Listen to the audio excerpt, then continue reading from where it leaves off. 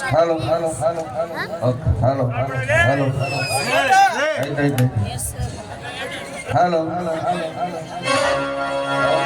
Sound ಭಾಳ ಚೆನ್ನಾಗಿದ್ದಾವೆ.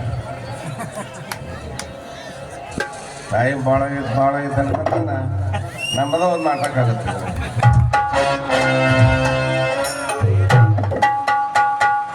ಇಲ್ಲೇ ವಿಜಯನಗರ ಸಾಮ್ರಾಜ್ಯ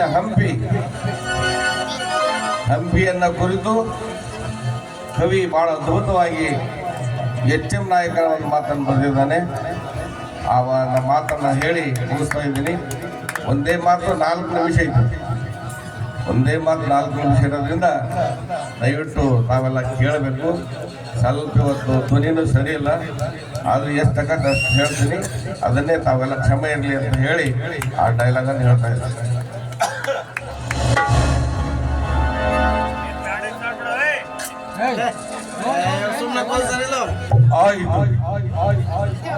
ಆಯಿತು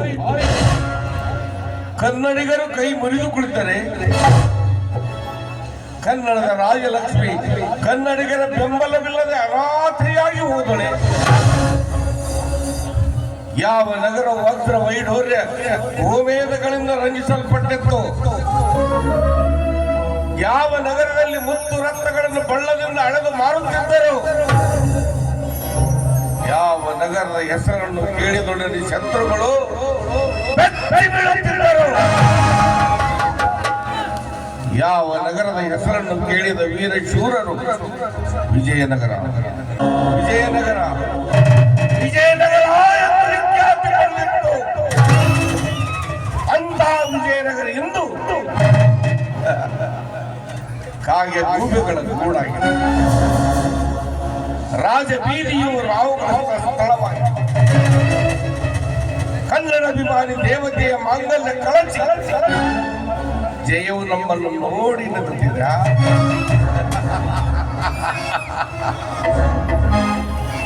ನಗುವೆಯ ಹೆಚ್ಚಮ್ಮ ನಿನಗೇಕೆ ಹೆಚ್ಚಮ್ಮ ಎನ್ನುವ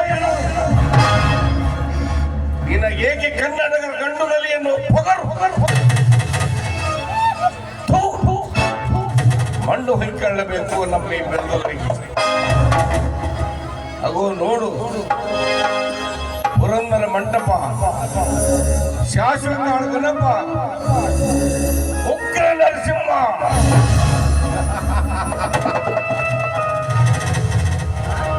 ನೀನೇ ಏನು ಉಗ್ರ ನರಸಿಂಹ. ಅಂದು ಪ್ರಹ್ಲಾದನು ಕರೆದೊಡನೆ ಓಡೋಡಿ ಬಂದು ಹಿರಣ್ಯಕಶಿಪು ಉದರವನ್ನೇ ಬಗೆದು ಕರುಳುಗಳನ್ನೇ ಹೂಮಾಲೆ ಮಾಡಿ ಹಾಕಿಕೊಂಡ ನೀನು ನಿನ್ನನ್ನೇ ರಕ್ಷಿಸಿಕೊಳ್ಳದೆ ವಿಗ್ರಹವಾಗಿ ಕುಳಿತ ಉಗ್ರ ನರಸಿಂಹನಂತೆ ಉಗ್ರ ನರಸಿಂಹ. ಆ ಪುಣ್ಯ ಯವನರು ವಿಜಯನಗರ ಸಾಮ್ರಾಜ್ಯಕ್ಕೆ ಧುಮುಕಿ ವಿಗ್ರಹಗಳಿಗೆ ಹುಲ್ಲು ತುಂಬಿ ಮದ್ದಿನಿಂದ ಸಿಡಿಸಿದರು. ಹಸುಗೂಸು ಕಂದಮ್ಮಳ ಕತ್ತು ಹಿಚಿಗೆ ಕೊಂದರು. ನನ್ನ ಸಹೋದರಿಯ ಸೆರಗನ್ನೇ ಹಾಸಿ ಹೋಗಿಸಿದರು. ಇದನ್ನೆಲ್ಲ ನೋಡಿ ಕಣ್ಮುಚ್ಚಿಕೊಂಡು ಕುಳಿತೆಯ ವಿರೂಪಾಕ್ಷ. ಕನ್ನಡಿಗರ ಕೂಗು ನಿನಗೆ ಕೇಳಿಸಲಿಲ್ಲವೇ ತಂದೆ? ಕನ್ನಡಿಗರ ಆಕ್ರಂದ ನಿನಗೆ ಕಾಣಿಸಲಿಲ್ಲವೇ ತಂದೆ? ಇಲ್ಲ ಇಲ್ಲ, ನಮಗೆ ಯಾವ ದೇವರು ಇಲ್ಲ. ನಮ್ಮ ಪಾಲಿಗೆ ಎಲ್ಲ ದೇವರು ಸತ್ತು ಹೋಗಿದೆ. ಎಲೆ ಪುಂಡ ಯವನರೇ, ವಿಜಯನಗರ ಸಾಮ್ರಾಜ್ಯವನ್ನು ಹಾಳು ಮಾಡಿದ ನಿಮ್ಮ ಕೈ ಕಾಲು ಮುಂಡಗಳನ್ನು ಕತ್ತರಿಸಿ ಹಿಮಾಲಯದ ಚೆಲ್ಲಿ ರಕ್ತದೋಕಳಿಯಾಡಿ ನಿಮ್ಮ ರಕ್ತದಿಂದ ಕನ್ನಡ ತಾಯಿ ಭುವನೇಶ್ವರ ಹಿಡಿದಾಗಲೇ ನಾಯಕನೇ ಸಮಾಧಾನ. ಕನ್ನಡ ವೀರರೇ, ಕನ್ನಡ ಶೂರರೇ, ಹೇಳಿರಿ, ಎದ್ದೇಳಿರಿ, ಎತ್ತರಾಗಿರಿ. ಜೈ ವಿರೂಪಾಕ್ಷ, ಜೈ ಕಲಿಮಲ ತಿಮ್ಮೇಶ, ಜೈ ಕನ್ನಡ ತಾಯಿ ಭುವನೇಶ್ವರಿ.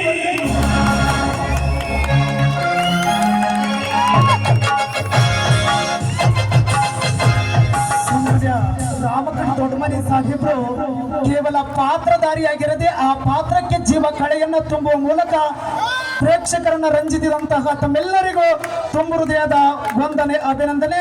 ಈಗ ಕಾರ್ಯಕ್ರಮದ ಕೊನೆಗೆ ಹಂತ ವಂದನಾರ್ಪಣೆ. ಈ ವಂದನಾರ್ಪಣೆ ಕಾರ್ಯಕ್ರಮವನ್ನ ಶ್ರೀ ಫಕೀರೇಶ್ ನಿಂಗಪ್ಪ ಯಳವತ್ತಿ ಶಿಕ್ಷಕರು, ಅತಿಥಿ ಶಿಕ್ಷಕರು ಇವರಿಂದ ನಮ್ಮ ನಾಟಕ ತಂಡಕ್ಕೆ ಮಲ್ಲಣ್ಣ ಅಣಜಿ ಅವರು ಕಂಪ್ನಿಗೆ 2100 ರೂಪಾಯಿಗಳನ್ನು ಕೊಟ್ಟಿರ್ತಾರೆ. ಅದೇ ರೀತಿಯಾಗಿ ಹಾರ್ಮೋನಿಯಂ ಮಾಸ್ತರ್ಗೆ 500 ರೂಪಾಯಿ ಕೊಟ್ಟಿರ್ತಾರೆ. IC ಹಿರೇಮಠ ಅವರಿಗೆ 250 ರೂಪಾಯಿ. ಅದೇ ರೀತಿಯಾಗಿ ಸುರೇಶ್ ನಂದಗಾವಿ ಹಾಡು ಹೇಳಿದಂಥ ಅವ್ರಿಗೂ ಕೂಡ 250 ರೂಪಾಯಿ ಕೊಟ್ಟಿರ್ತಾರೆ.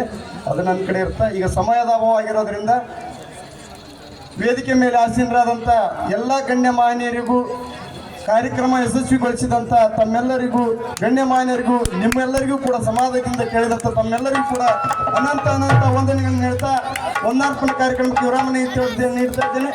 ಜೈ ಹಿಂದ್, ಜೈ ಕರ್ನಾಟಕ. ಮತ್ತೆ